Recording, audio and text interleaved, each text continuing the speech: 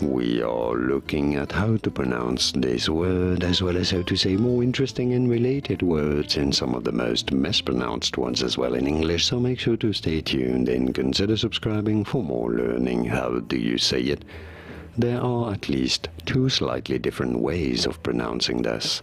In both cases, the B, the letter B, before the letter D is silent. In British English, this is usually said as lambda, lambda.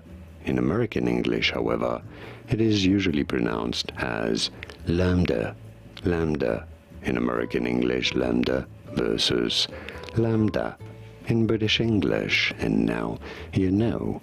Here are more videos on how to pronounce more interesting words and names like lambda, whose pronunciations aren't always obvious. I'll see you there to learn more. Thanks for watching.